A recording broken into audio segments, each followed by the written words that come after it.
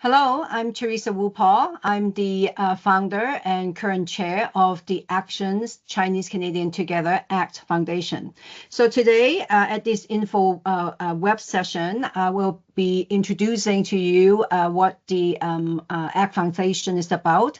But more specifically, I will be talking to you about the ACT Foundation's Aspire to Act Chinese Canadian Leadership Training Program. So my background is social work, and I have dedicated over 45 years of my life in community building work, founded and built 8 nonprofit organizations, also was a diversity consultant and trainer, and also spent 12 years in public office. Okay, so with that, I'm going to now start to with the presentation here. First, I would like to introduce to you some information about the ACT Foundation. The purpose of the foundation is to identify and respond to racism and discrimination that is contrary to the Canadian Charter of Rights and Freedoms, the Canadian Human Rights Act, and the provincial and territorial human rights legislation that is a barrier to the full and equitable participation of Chinese Canadians in the public, cultural, economic, social, and other spheres of life in Canada by raising awareness about the reality, impacts, and costs of anti-Chinese Canadian discrimination in Canada, and develop and use support mechanisms for those who have experienced anti-Chinese Canadian discrimination, and to also engage and work with institutions and employers to assist them in overcoming barriers that have limited or precluded the full and equitable participation of Chinese Canadians. And then also to develop and disseminate research and educational materials and undertake training and other related activities required to support the achievement of the above purposes. So the ACT Foundation's primary programs include support leadership advancement, creating community resources and build community capacity, further education on racial equality of minorities, including Chinese Canadians. We have the Aspire to Act Leadership Training Program. We also have a public appointments intensive workshop. We have also conducted research and developed a anti-Asian racism and mental health training program. So the Aspire to Act Leadership Training Program is to provide an identity and cultural context focused leadership training program, addressing the gap in current leadership programs. So, you know, as referenced in studies by the Conference Board of Canada and various community foundations, despite over 40 years of work on addressing diversity and inclusion, many the great leadership programs out there, the number have not changed over the past 4 decades. So Chinese Canadians remain to be persistently underrepresented in almost all sectors of Canadian life. So this program is designed to fill that gap, and by offering a identity and culture focused leadership training program. And so the program is designed with a set of assumptions that I think you can take some time to read on yourself. In terms of the key guiding principles behind the program, first of all, the approach of the program is not a lecture-style program because the desire from this program is to enhance self-awareness and critical examination on factors that may be barrier to the full participation of Chinese Canadians as leaders. And we believe that this can best be achieved through active involvement of participants in the process. So we take a very experiential, self-directed, action-oriented approach in the design of the program. The program is very much about having conversations, deliberations, generating insights, and informing directions and plans for development, possible changes, and also taking actions. So we will be looking at examining issues and experiences relative to leadership through the cultural context and experiences of Canadians of Chinese descent, which I believe is a distinct focus of this program. So the participants' unique lived experience is the center of conversation and deliberation examination here. So we have found that the previous participants often have opportunity to introspect, to really deeply examining the relationship between culture, identity, and how we have been socialized to look at leadership, and as well as learning and exploring, examining the transformation of communities and systems through conversations and through various concepts. So the leadership program is very much focused on civic leadership, which is really about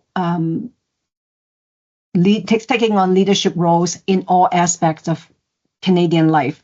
Is about taking leadership at the community level, in civil society, as well as institutions.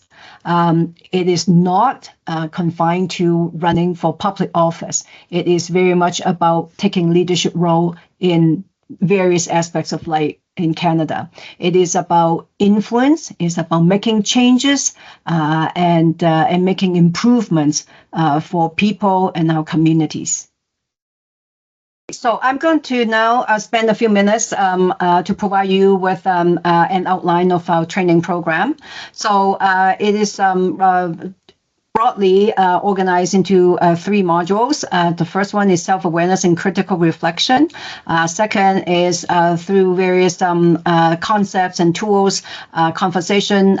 We look at how we can better position yourself as a leader. And then the third is very much focused on possible actions for change and development. So under the first module, self-awareness and critical reflection, we will present the problem of underrepresentation of Chinese Canadians in leadership in Canada. We will share with you some readings and then have conversation on the whole concept of civic leadership. I think that this is very important because many people assume that it is about running for office. I think it's an aspect of civic leadership, but it's really about contributing, participating, and also taking on responsibilities to try to address issues and make improvements to people and communities through applying your skills and passion and knowledge. So civic leadership is about how we really participate and contribute in society. And then we'll also look at the relationship between culture, socialization, our social identity, and leadership development of Canadians of Chinese descent. So we will really dive deeply into understanding the impact of culture and heritage, and then the relationship between social identity and power and leadership. Lots of opportunity for retrospection, for sharing of experience, individual and group experience in these sessions. And then we will look at positioning yourself as a leader through critical reflection, examination, and analyzing issues and challenges to Chinese Canadians aspired to leadership roles. So we'll look at how identity impact our current mindset and behaviors relevant to leadership development. We will look at different models and tools to develop our leadership story and journey. And also part of this unit, we will also talk about, how our sense of belonging and confidence in relation to our social identity and our unique experience as Chinese Canadian is also important in leadership development. So, and then the action for change, we incorporate civic leadership and democratic practice, knowledge, qualities, and skills into leadership journeys. We look at concepts and applications of tools such as a greater understanding, conversational models of organization and collaboration. We look at leadership in working at the community level, at the civil society level, in the nonprofit sector, within our community, serving on community associations, school councils, taking leadership in organizing activities and events. And then we also would also provide you with tools and information to explore opportunities and accessing leadership roles within public institutions, such as public appointments. And during this several sessions, you will have ample opportunity to gain insights and have conversation with established prominent leaders of Chinese descent to benefit from their sharing of their leadership journey and also some pointers and insights on the accessing civic leadership roles at the institution and civil society levels. So this program is an ideal fit for diverse leaders of Chinese Canadian descent in all sectors. So we'll select about 30 participants for the upcoming program. So key criteria is over the age of 20, minimum 5 years of volunteer experience, professional experience, have taken some leadership training programs already, and you're interested and ready to move into civic leadership roles within the next 6 months or 2 years. So now, in about 20 sessions, you will have an opportunity to gain critical reflection and understanding on the relationship between culture, identity, and leadership for Chinese Canadian within the Canadian setting, and you will have opportunity to apply various tools to tell your leadership story, to chart your leadership journey.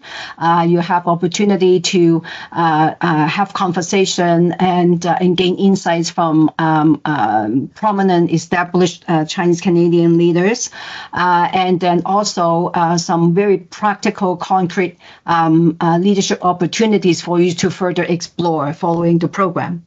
So all the information here provided to you through this slide deck, and the deadline to register is November the 10th, 2025. And please write to us if you have questions. So to conclude, I just want to invite you to think about this for yourself and also with people around you that perhaps have not thought about why civic leadership is important. Why is it that there's a gap for Chinese Canadian in civic leadership roles? And why is it important for us to pursue this as a people within the Canadian setting? So I'd just like to share a thought from me. Some people actually would say, why would I want want to take on leadership roles, you don't get paid most of the time, and then you get probably criticized. It takes time. But I'm going to say to you that civic leadership is good for your personal and career development. It is good for your resume.